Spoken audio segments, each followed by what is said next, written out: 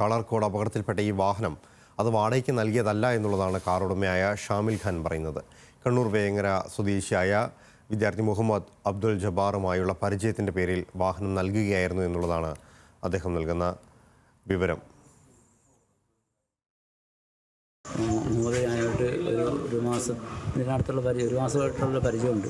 അപ്പോൾ എന്നോട് ഇതുവരെ ഇവിടെ വന്നിട്ട് രാത്രി സന്ധ്യയായപ്പോൾ 7:30 മണി കഴിഞ്ഞപ്പോൾ ഇവിടെ വന്നിട്ട് പറഞ്ഞു, ഞങ്ങൾക്ക് ഇന്ന് ഫുൾ അവധിയാണ്, അപ്പോൾ സെക്കൻഡ് ഷോ സിനിമയ്ക്ക് പോകാനായിട്ട് വണ്ടി ഒന്ന് കയറും.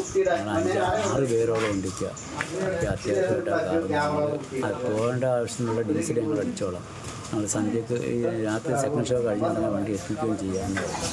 അപ്പോൾ ഞാൻ പറയാം, എനിക്ക് മോനെ ഈ ഇങ്ങനെയുള്ള പരിചയമല്ലേ ഉള്ളൂ, അല്ലാതെ കൂടുതലായിട്ടുള്ള പരിചയമില്ല, മോൻ കണ്ണൂർ താമസിക്കുന്നതല്ലേ എന്ന് പറഞ്ഞു. എൻ്റെ ഇക്കായുമായിട്ട് ഇക്കാന്ന് വിളിച്ചാൽ എൻ്റെ വീട്ടിൽ ചോദിച്ചിട്ട് തന്നാൽ മതി. അപ്പോൾ ഇക്കയുടെ നമ്പരും എൻ്റെ തന്നു. ഇക്കയുടെ ഫോൺ ഞാൻ വിളിച്ച് സംസാരിച്ച് പറഞ്ഞു. ഇക്ക തിരുവനന്തപുരത്ത് എഞ്ചിനീയറിംഗ് പഠിക്കുന്നു. വിശാൽ അവിടെ ഒരു ചേർത്തുള്ള പേരാ. അപ്പോൾ എന്നോട് പറഞ്ഞ് എനിക്ക് വണ്ടി അവനൊന്ന് കൊടുത്ത് പിടിക്കുക, നമ്മളാണെങ്കിൽ ഫോണിക്കൂടെയുള്ള പരിചയമുണ്ട്, അവൻ സാധാരണ വണ്ടി ഓടിക്കുന്നതിന് ആ ലൈസൻസും ഉണ്ട്, അപ്പോൾ അതും കഴിഞ്ഞ് തിരിച്ച് കഴിയുമ്പോൾ വണ്ടി അങ്ങ് എത്തിച്ചേക്കും, വേറെ കുഴപ്പമൊന്നും ഉണ്ടാകത്തിരിക്കുക, ഞങ്ങളുടെ വീട്ടു വണ്ടിയൊക്കെ ഉള്ളതായിരിക്കാന്നൊക്കെ പറയും. അങ്ങനെ കൊടുത്ത് വിട്ടതാണ്.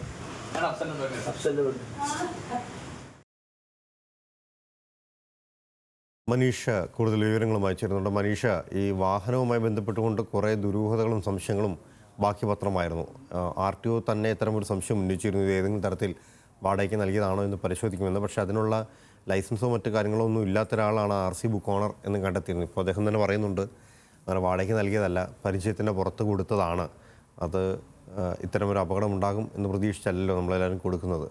സ്വാഭാവികമായിട്ടും ഒരു സംശയം ദൂരീകരിക്കപ്പെടുന്നുണ്ട്. പക്ഷേ ആ ദുരന്തത്തിൻ്റെ തീവ്രത കുറയുന്നില്ല അല്ലേ? തീർച്ചയായും ലാൽകൃഷ്ണ, നിലവിൽ ഷാമിൽ പറയുന്നതനുസരിച്ചെങ്കിൽ 1 മാസം മുമ്പ് തന്നെ പരിചയപ്പെട്ടതാണ് ഈ മുഹമ്മദ് ജബ്ബാർ, അതായത് മരിച്ച കണ്ണൂർ സ്വദേശിയായിട്ടുള്ള മുഹമ്മദ് ജബ്ബാറിന്റെ അച്ഛനെ. അവർ തമ്മിലുള്ള പിതാവും തമ്മിലുള്ള പരിചയത്തിന്റെ ഇതിലാണ് കൊടുത്തത്. പക്ഷേ ഈ ഷാമിൽ സാധാരണഗതിയിൽ വാഹനങ്ങൾ റെന്റിന് കൊടുക്കാറുള്ള ആളാണ് എന്നുള്ളതാണ് നമുക്ക് മനസ്സിലാക്കാൻ കഴിയുന്നത്. അത്തരത്തിൽ വാടകയ്ക്ക് കൊടുക്കാറുള്ള ആളാണ്. പക്ഷേ ഈ കുട്ടികൾക്ക് ആദ്യം വാഹനം നൽകാൻ ഇയാൾ തയ്യാറായിരുന്നില്ല. കാരണം ഈ 7:00-ക്ക് ശേഷമാണ് വാഹനം ചോദിക്കുന്നത്, രാത്രിയിലേക്കാണ് ചോദിക്കുന്നത്. മാത്രമല്ല ശക്തമായ മഴയൊക്കെ ഉണ്ടായിരുന്നു. അപ്പോൾ ഈ കൊടുക്കാൻ വന്നൊരു സാഹചര്യമായപ്പോഴാണ് പിന്നീട് സഹോദരനെയൊക്കെ കൊണ്ട് വിളിപ്പിച്ച് കൊടുക്കണമെന്നുള്ള കാര്യം അറിയിച്ച് പിന്നീടാണ് അദ്ദേഹം ഈ വാഹനം ഇവർക്ക് നൽകുന്നത്.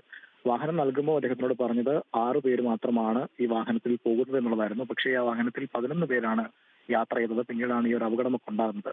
ഈ വാഹനത്തിന്റെ പേപ്പറുകൾ സംബന്ധിച്ച് സംശയമൊന്നും ഉണ്ടായിരുന്നില്ല. കാരണം ആ പേപ്പറുകളെല്ലാം തന്നെ ഇൻഷുറൻസ് ആണെങ്കിലും മറ്റു പേപ്പറുകളൊക്കെ തന്നെ ക്ലിയർ ആയിരുന്നു എന്നുള്ള കാര്യം നേരത്തെ തന്നെ RTO വ്യക്തമാക്കിയിരുന്നു. പക്ഷേ ഈ വാഹനത്തിന്റെ കാലപ്പഴക്കവും അതുപോലെ തന്നെ റെന്റിന് കൊടുക്കാനുള്ള അനുമതി ഉണ്ടോ എന്നുള്ളതാണ് പരിശോധിക്കുന്നത്. ഇതുമായി ബന്ധപ്പെട്ട് നിലവിൽ ഇപ്പോൾ ഷമീലിനെ RTO ചോദ്യം ചെയ്തിട്ടുണ്ട് എന്നുള്ളതാണ് ഷമീൽ കുറച്ച് സമയം മുമ്പ് വ്യക്തമാക്കിയത്.